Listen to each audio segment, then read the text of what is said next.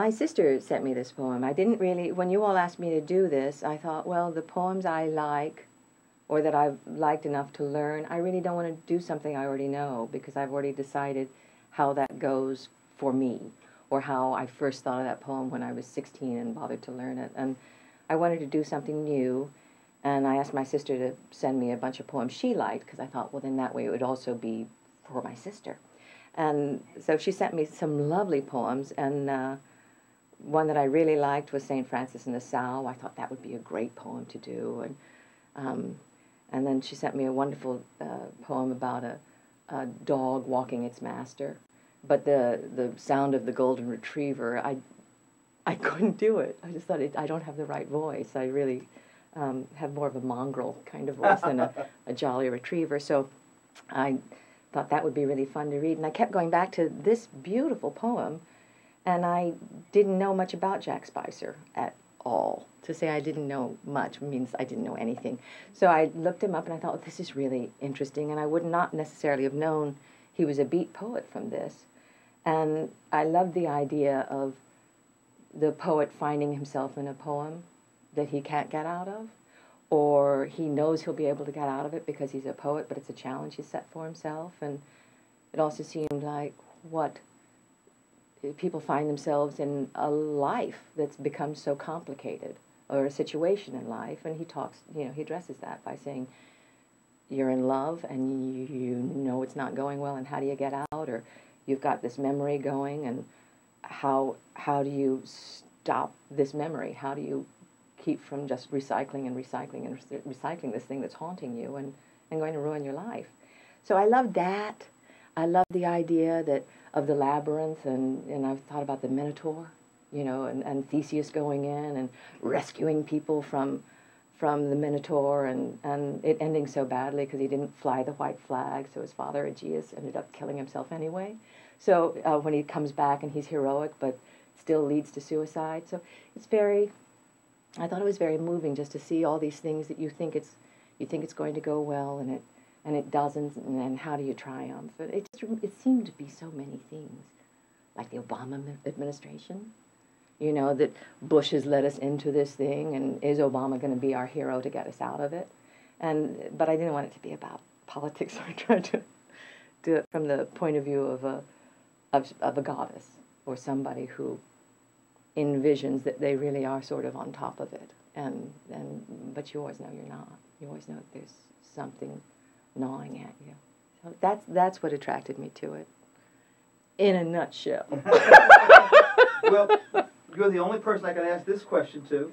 Tell me about your mother's relationship with Allen Ginsberg. Well, they were lovers. My mother, they weren't.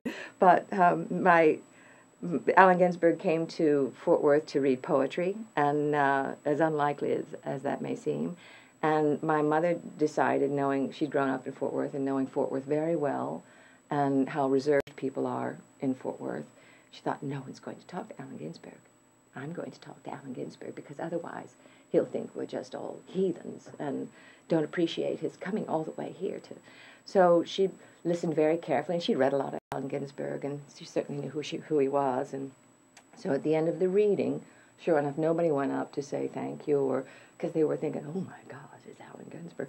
And Mother went over and thanked him, and he said, sit down. And so they talked for about 20 or 25 minutes, I think, while all of Fort Worth stared at these two very unusual figures, my mother and Allen Ginsberg.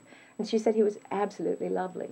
I don't know what she expected, but she said he was gentlemanly and very easy to talk to, and that they had a lovely time. He admired her necklace that she thought was sort of beat, and I think it was something she was very proud of that she had done.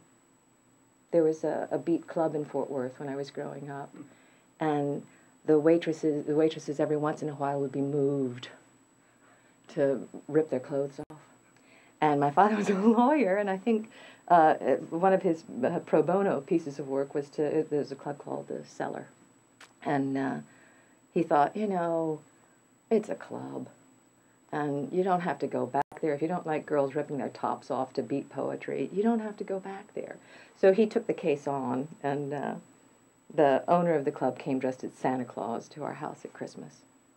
And my brother and sister and I peering and seeing Santa with a goatee, you know, with a great big ham or something under his arm. So the beats, I knew nothing about them, and they seemed very sweet and funny to me, you know, because of these things, and because of wanting to lead a different kind of life in Fort Worth. That's a very hard thing to do, and that somebody would be so brave to do it. So I like that aspect of, you know, bucking the system, and I was attracted to a lot of Spicer's poems once I started to read them because of that.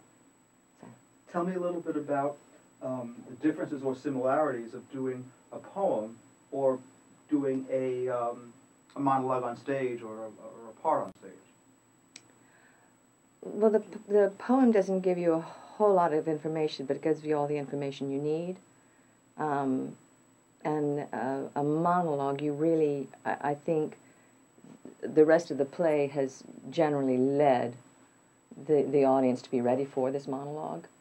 And nothing has necessarily, except zeitgeist, led an audience to be ready for what a poet has to say, unless they know the body of that poet's work and they think he's going in this direction or she is.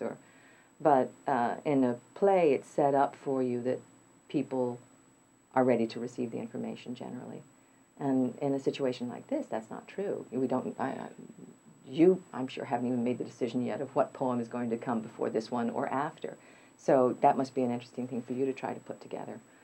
So that's one thing, and I think there are more ideas in this particular poem than there are in some ideas. In some poems, and that's interesting too, that the change comes within the poem, as opposed to, like, I heard a fly buzz when I died. You know, that to me seems like it's all about this one thing, really.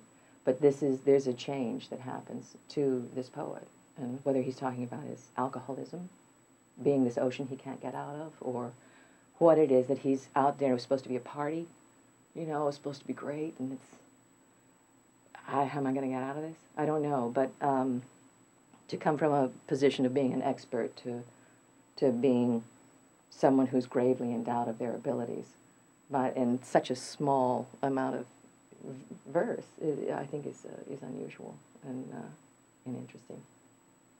Thank you. Thank you. One last thing, if you could look at the camera and just say say the word. Ginsberg. Nope. Poetry. Poetry. I'm going to adjust my cowl Okay. and my hair to say poetry.